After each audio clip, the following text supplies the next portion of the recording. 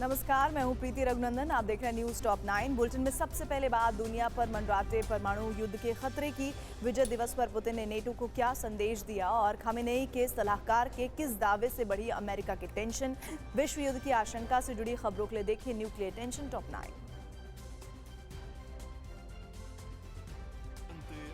NATO और रूस की तनातनी से यूरोप पर न्यूक्लियर खतरे का साया मंडरा रहा है। विजय दिवस पर पुतिन ने भी परमाणु ताकत का प्रदर्शन कर यूरोप को कड़ा संदेश दे दिया। पुतिन ने कहा कि रूस की स्ट्रैटेजिक फोर्स जंग के लिए 24 घंटे तैयार है। जीत के लिए हम कुछ भी कर सकते हैं।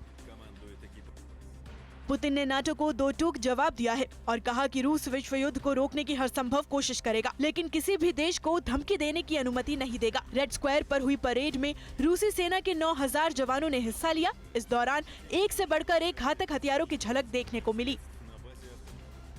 रूसी विजय दिवस परेड पर आज पूरी दुनिया की नजरें टिकी थी। इस दौरान रूस का महाविध्वंस यार्स भी परेड में शामिल रहा। यार्स परमाणु हथियारों से लैस है।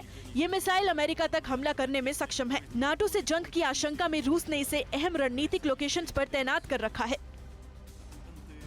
रूस के विक्ट्री परेड की शुरुआत दूसरे विश्व युद्ध में कहर बरपाने वाले T-34 टैंक की सलामी से हुई। ऐसा कर पुतिन ने पश्चिम को महायुद्ध के सच से रूबरू कराया। इसके बाद मॉस्को के ऐतिहासिक रेड स्क्वायर पर पुतिन को सलामी देने के लिए Su-30 और MiG-29 ने उड़ान भरी।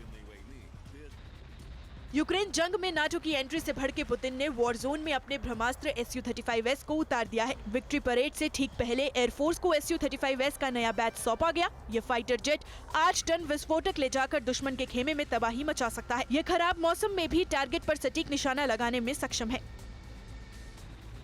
रूस नाटो टकराव के बीच बेलारूस ने टैक्टिकल न्यूक्लियर हथियारों की ड्रिल पर यूरोप में हड़कंप मचा दिया। सुरक्षा परिषद से हरी झंडी मिलने के बाद स्ट्रैटेजिक फोर्स ने Su-25 और इस्कंदर मिसाइलों से अभ्यास किया। बेलारूस में कई लोकेशन पर रूस के न्यूक्लियर वेपन तैनात है।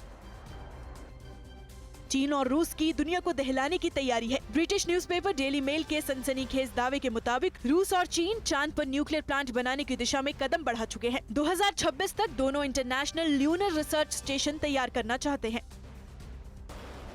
यूरोप से लेकर मिडिल ईस्ट तक महायुद्ध की स्थिति है। ईरान कभी भी न्यूक्लियर टेस्ट कर सकता है। खामेनेई के सलाहकार ने भी इसे लेकर बड़ी चेतावनी दी है। खराजी ने कहा कि अगर ईरान को खतरा हुआ तो परमाणु बम हमारा अहम विकल्प होगा।